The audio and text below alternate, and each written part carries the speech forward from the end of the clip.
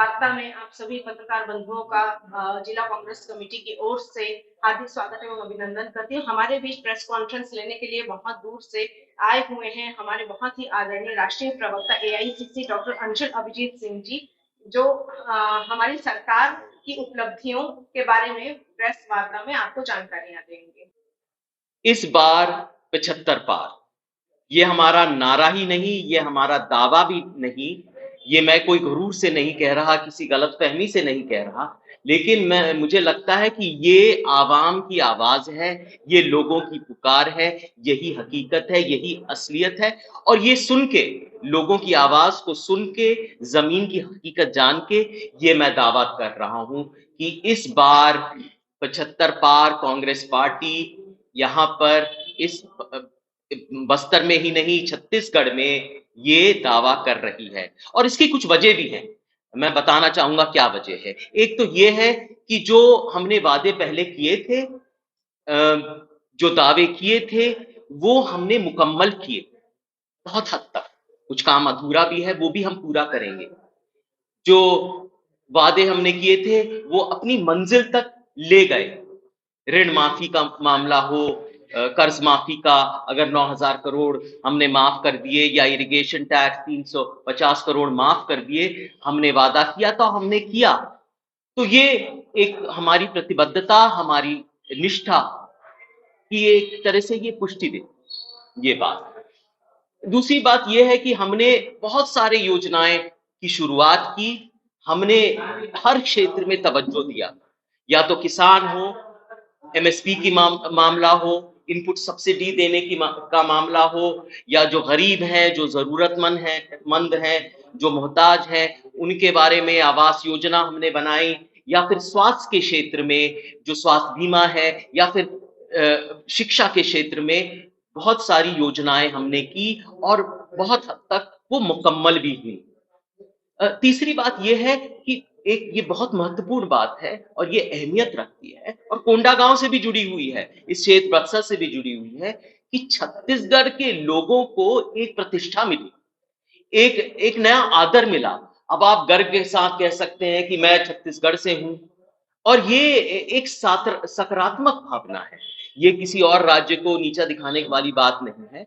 लेकिन एक जो आदर मिला कांग्रेस सरकार ने, भूपेश बघेल जी की सरकार ने यहाँ के लोगों को, इस क्षेत्र को, इस राज्य को जो आदर और जो सम्मान देने की कोशिश की, मुझे लगता है कि ये बहुत ही अनोखी चीज है, ये बहुत सराहनीय है। और ये एक भावना ही नहीं, एक भावना भी है, और बहुत सारे कार्यक्रम और योजनाओं से ये मुमकिन हुआ। कैसी योजनाएं, और मैं भी उसमें आया था, जैसे एक तरह से आदिवासी नृत्य महोत्सव हुआ था, पहले 2019 में हुआ था, और मैं भी उसमें आया था। बहुत आनंद मिला, बड़ा खूबसूरत था। और इस तरह की बहुत सारी योजनाएं थी, तीर्थ यात्रा की बात हुई, श्रद्धालु लोगों की बात हुई, या फिर यहाँ के रहन सहन, खान पान की बात है, यहाँ की संस्कृति, यहाँ की परंपराओं को प्रोत्साहन देना, उसको तवज्जो देना, ये सब भूपेश बघेल जी की सरकार ने की। भाषा की बात हुई, जितनी भी भाषाएं हैं यहाँ पर तवज्जो दे सकते हैं, और यहाँ पर सारे कार्यालय, सरकारी कार्यालय में आप बोल सकते हैं, पहले ऐसा नहीं था। तो भाषा की बात हुई, छत्तीसगढ़ ओलंपिक्स की बात हुई, या फिर यहाँ पर खेल की बात हुई, या फिर संस्कृति की, यहाँ पर बड़ी प्रतिष्ठा मिली लोगों को, और मुझे लगता है कि ये बहुत अच्छी बात है। जो हमारी उपलब्धियां हैं वो आपके सामने हैं, अगर और आने वाले दिनों में भी हमने कुछ वादे किए हैं। अब तक 17 ऐसे दावे वादे हो चुके हैं, जो हम आएंगे, सरकार जब वापस आएगी, जो निश्चित है एक तरह से, उसको हम बिल्कुल पूरा करेंगे। अब तक 17 वो ये हो गए हैं। मैं कुछ दोहराना चाहता हूं कि ये बहुत महत्वपूर्ण है। आप जानते हैं कि हमने ये कहा कि हम 20 क्विंटल प्रति एकड़ चावल, ये हाँ धान उसको लेंगे। हमने ये भी कहा कि अगर स्वास्थ्य बीमा में, अभी ये घोषणा हुई, स्वास्थ्य बीमा में उसकी रकम बढ़ा के 5 लाख से अब 10 लाख हो गई है।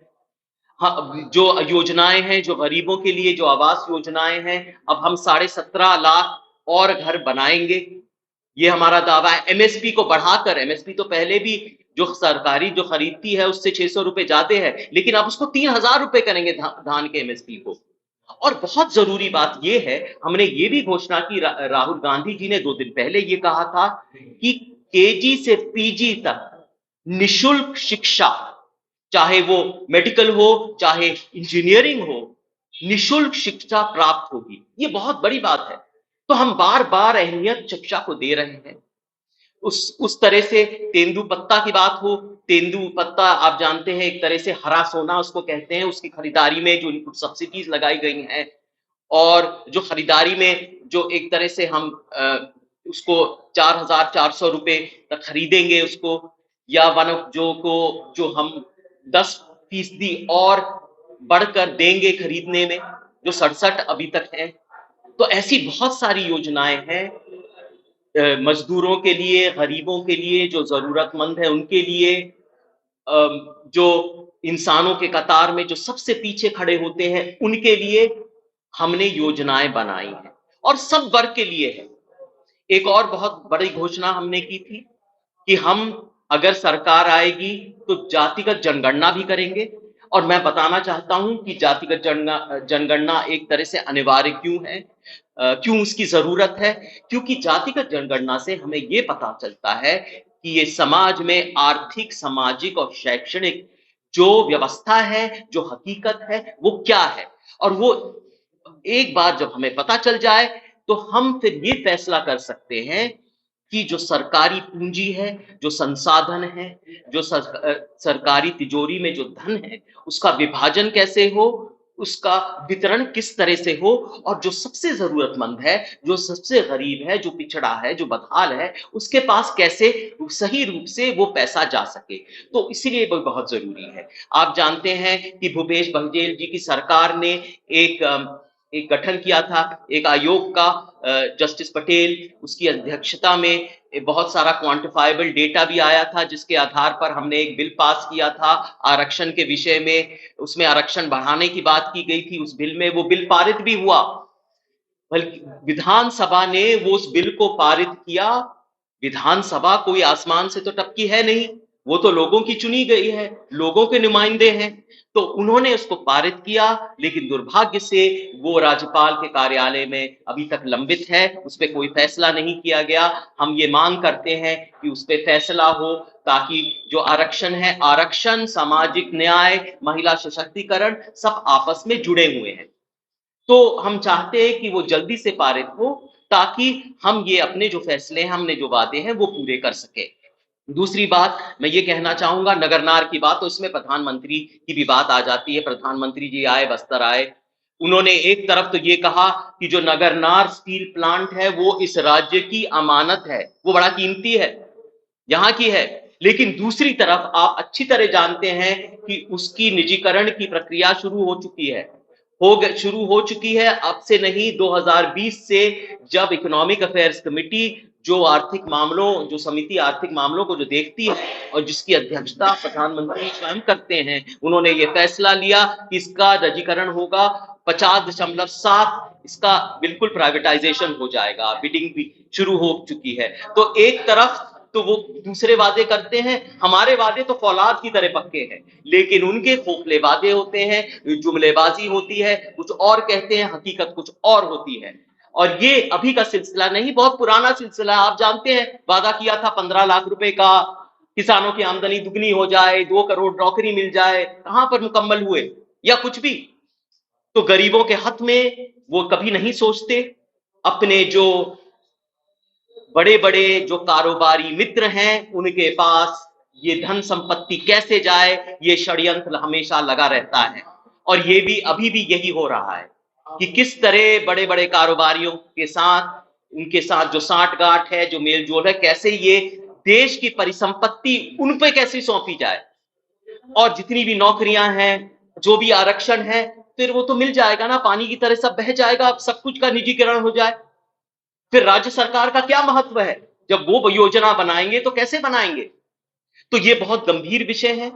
मैं आपका ज्यादा वक्त नहीं लूंगा, ये बहुत गंभीर विषय है। आप जानते हैं, ये सरकार एक तरह से विपक्ष यहां पर है तो सूखे पत्ते की तरह मुझे लगता है बिखर गया है। न कोई नीति है, न नियत है, न नेतृत्व है यहां पर, और सिर्फ हमें जो दिख रहा है वो कांग्रेस सरकार, और इसलिए नहीं, वो अपने बलबूते पे, अपने वादों पे, अपनी क्षमता पे, अपने जो वादे मुकम्मल किए उस पे कांग्रेस सरकार दिख रही है। और मुझे पूरा यकीन है कि हमें आवाम का भरोसा है, विश्वास है, और हम एक भारी प्रचंड बहुमत से सरकार दोबारा बनाएंगे। आपका बहुत बहुत शुक्रिया।